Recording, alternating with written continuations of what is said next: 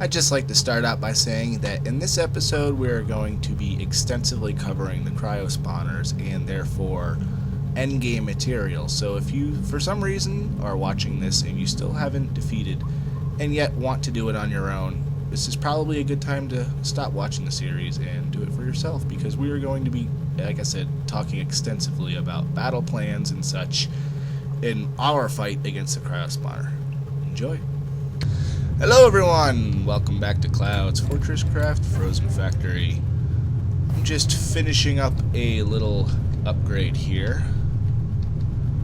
My last... Hang on, let me just finish this. There we go.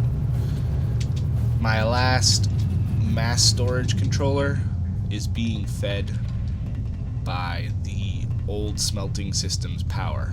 Well, the old power system for the smelters, yada yada. That's all being fed by stuff up there, so this is one of the first things I need to take off of there, actually. We need to get everything down here that we can easily put on the geothermal network. There's a lot more power to draw from there, and when we run out of biomass completely, it's going to be a problem. But not if everything's hooked up to geothermal. I did hook up a new biomass vein with a Mark III trencher because we were getting really close to running out. And I had to do this because, as you can see over here, this battery still has nothing in it. So we are not getting any extra power from up here, which is unfortunate because our new setups were powered off of these. Although it doesn't look like they even have any materials to work through right now because they have full power. Yeah, I've been collecting these pretty quickly as they come, so let's pretty much grab all of those and then one of these. Yeah.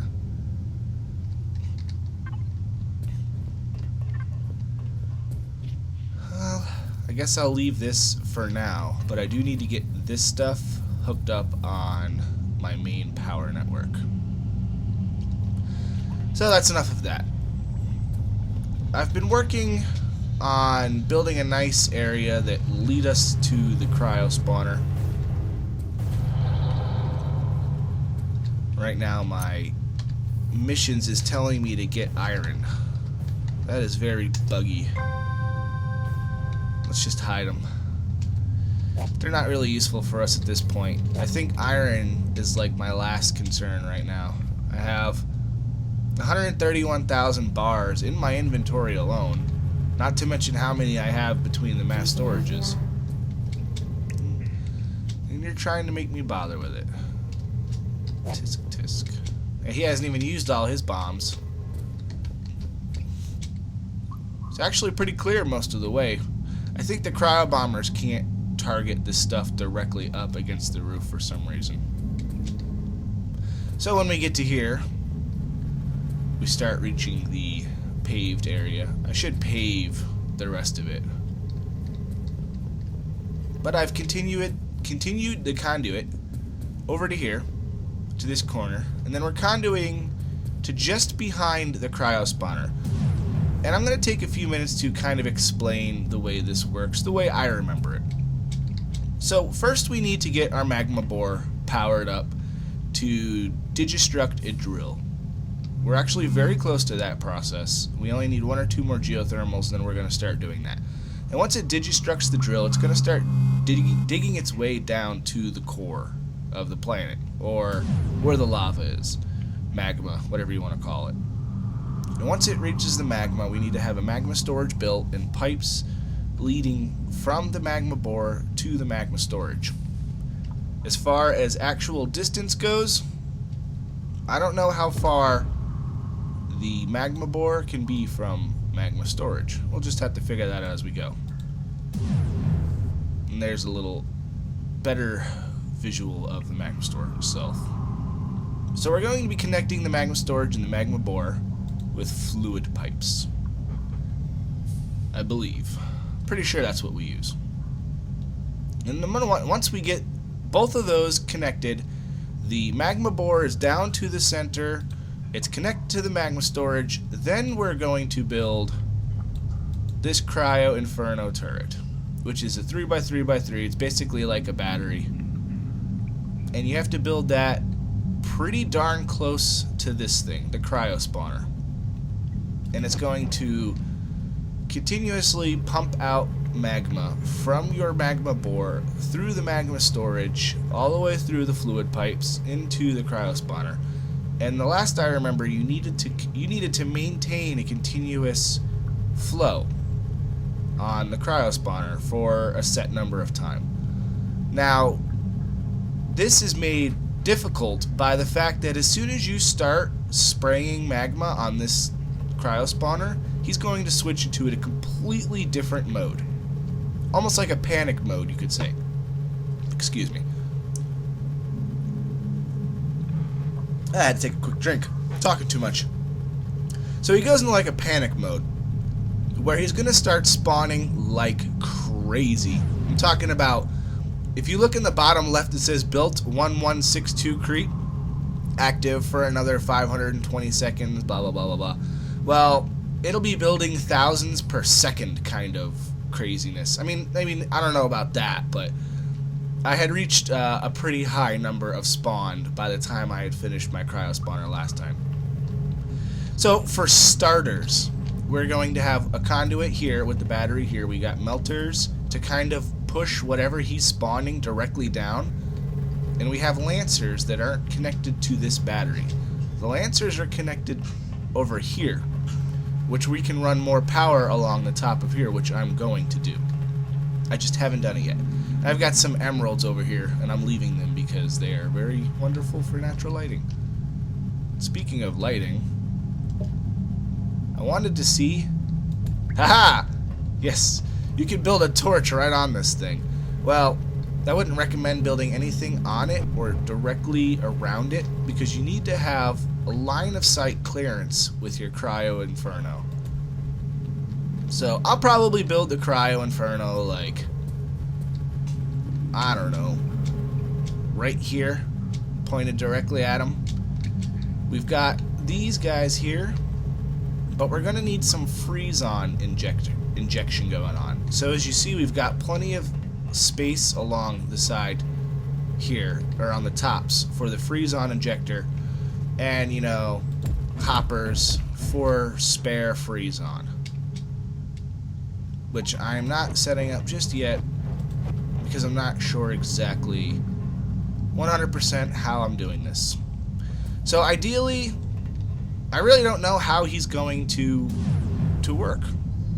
I don't want to have too little and then we have to start all over again. I'd rather do it in the first try, because my first playthrough, I tried 3 or 4 times before I finally got him down. I eventually cheated, and I ended up building a bunch of jet turbines. I built like 5 or 6 over near the cryo spawner, beamed their power into a Mark IV power storage, as well as all the power I was beaming over from my base. But last time I only built, I think, 2 geothermal generators. This time we're much better off. So that's everything that we've been doing over there, and the plans for continuing what we're doing over there. He just got really interested in something over here. Huh. And this vine over here is moving. That's creepy. Anyway. So yeah, I'm sending more power up through here. Really, it will be incredibly easy. I'm going to build a battery smack dab here. I mean, obviously, I'm going to have to get rid of all of this flooring that I've made. But if I build another battery on top of one of these middle ones that really isn't doing anything... See, the conduits can only transfer 10k per second. So some of these geothermals right now that are kind of in the middle, like, one of these is not ever going to be able to function at full capacity. because there's just not enough power outputting from it. So what I'm going to do for there, just put another battery on top, and then it'll have 2 conduits coming out of the same geothermal generator, and then we'll have 2 conduits leading down there. As far as supplies go, I've got 100 and 100 of those. So automating the power storage Mark III and the laser transmitter Mark III is definitely a good choice, or a good thing to have done by now, I should say. And I do need to start pulling out compressed sulfur whenever I'm putting imbued machine blocks in here. Doesn't look like they even really need any. I'm going to need to start stockpiling sulfur. And we're doing pretty good down here. So I should... Yeah, there's my lift. I left these 2 hoppers here so the lift would have something to unload onto. I need to start piling that stuff up in my inventory. 851, yeah, that's not enough. But that does remind me. I picked up some chlorine to make a couple more trenchers. And then I ran out of bars. Well, chromium bars, to be exact. So, a couple of our geothermal generators are all getting stuck on the same molybdenum vein. However, these should all say 1120.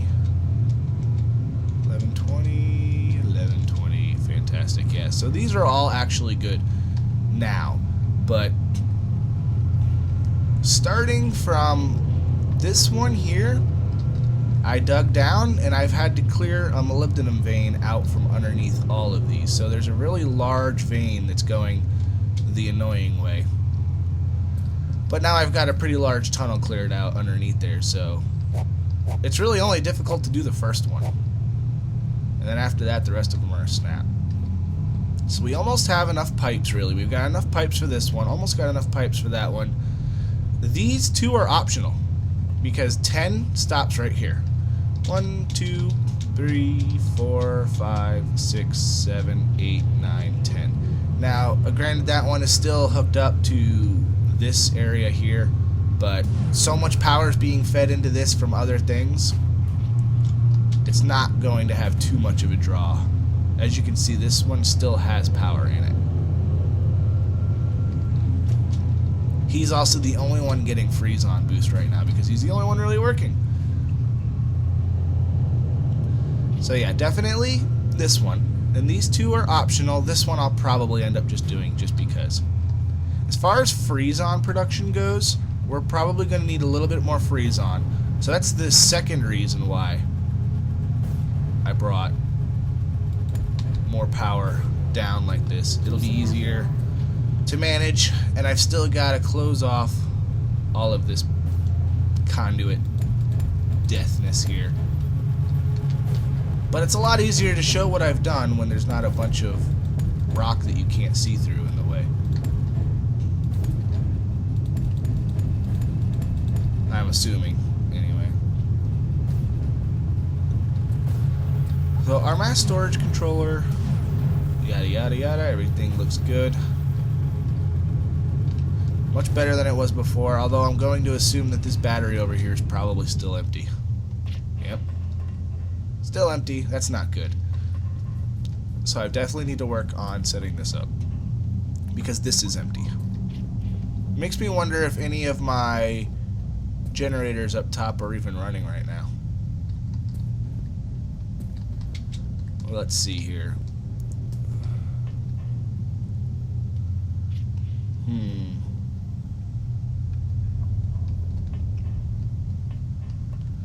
Here's what I'll do. I'll change the way I've been running it.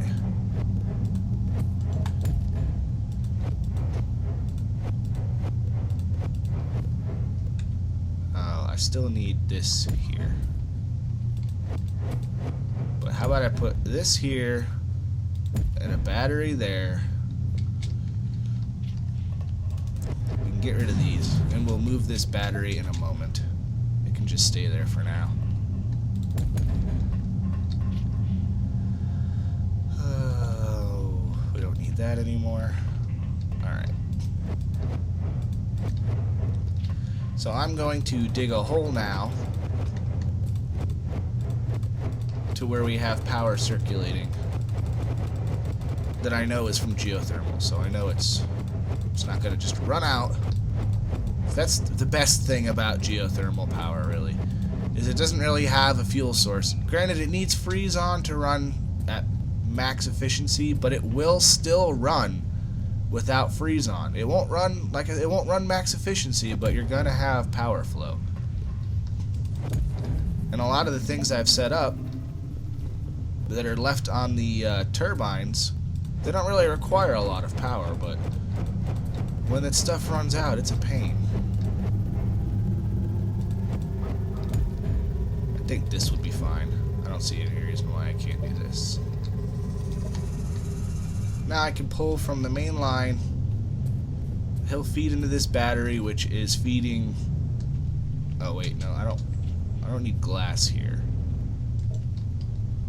This is what I need.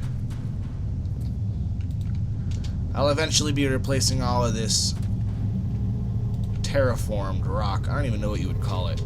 Climate controlled rock. The blue, reddish, yellow, I don't know what. It's a weird color. Almost like a pinkish orange. I'll be replacing all of that with stuff that makes you walk faster. Alright, so this is good to go then? Wonderful. Fantastic. Still 0. So that begs the question, yeah, our blast furnaces are at 0, so what is going on up here? Did we run out of biomass? We must have trenched our way through the one deposit, which makes me think that trenchers aren't 100% on biomass, because that was a pretty large biomass that I had put the trencher on.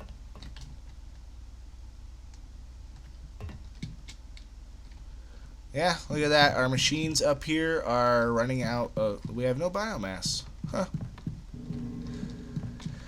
Yeah, I remember reading a post about that. Somebody had mentioned that they don't think the trencher is 100% on anything except Tier 4 ore, the Mark III trencher. I have to say I agree, because the vein that I was harvesting before lasted me significantly longer when the only thing I was working on was the jet turbines. And this current vein did not last me very long at all. These are almost full. Well, most of these are full. A couple of them in the back aren't. Didn't bother automating that just because I don't want to. Don't really need it. I got what I need for the trenchers, and that's it.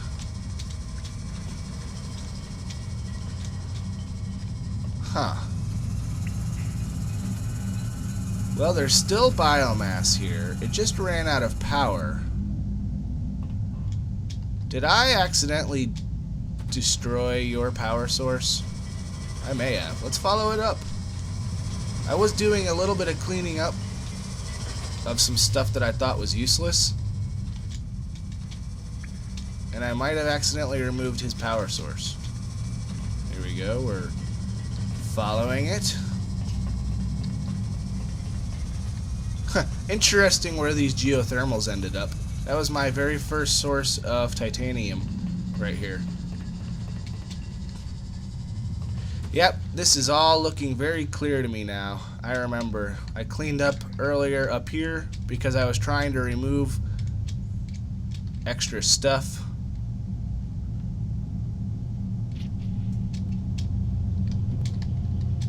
And I thought, that's not doing anything anyway. Why don't I get rid of it?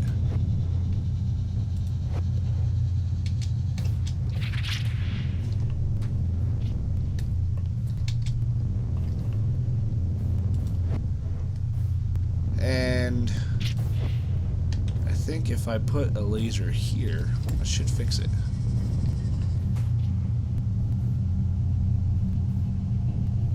Especially if I put a lens in it. Is that not hooked up to power right? Did I not connect that at all? Oh, there's glass in the way. I see. How much glass did I put there? Oops. I see why there was glass there. Doy. I didn't see that conduit at all. I didn't see it firing. Maybe it was waiting, like the hose does. The hose doesn't spray water until it's right in front of the kid's face. Yeah. I think that was what happened there.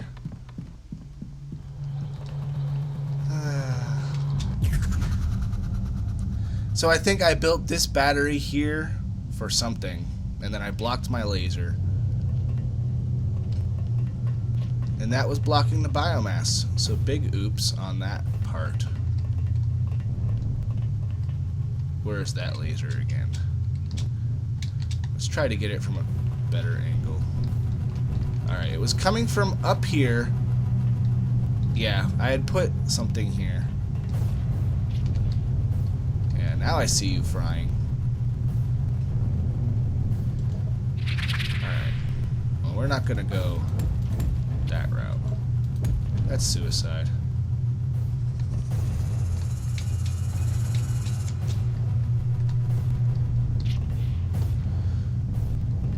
Let's see here then.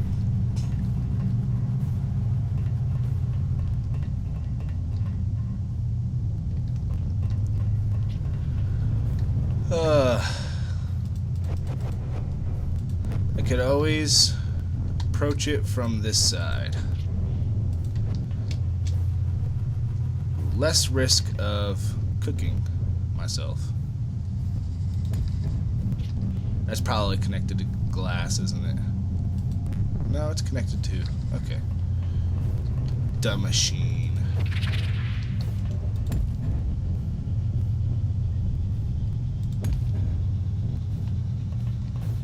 Failed miserably there.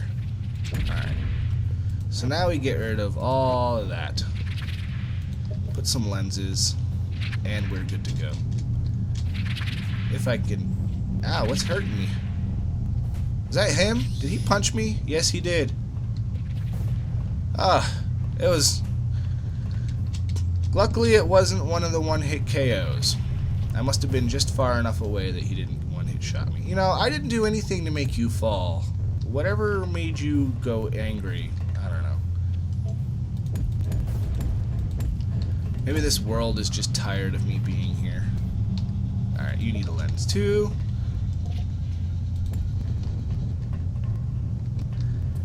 And we need some power. Alright, so hopefully this will get the biomass turned back on. That was my mistake. I ended up messing that up. And it took an awful long time, though, because there's so many batteries and so many conduits. It took a very long time for this to actually run out of power. It's kind of funny. Well, so what we're going to be focusing on the rest of today and in between episodes is finishing off these geothermals. Not going to be short on resin for once. For once I'm actually short on the magnetic and chromed blocks. But that won't last very long. Chromed is really the biggest issue right now, because we need more chromium, but we do have 2 separate veins being tapped, and I might go and just add another 1 or 2 trenchers onto that one, or onto the chromium. I do have to see instead, or I have to see what I would take it off of. Just got to keep an eye on this, really.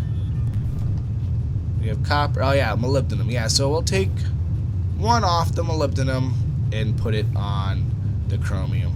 Most of the other stuff in here is good. We need some iron in the mass storage. Maybe that's why the quest thing's bugging me. But that'll have to do it for this episode. So I appreciate you watching, and I hope to see you next time.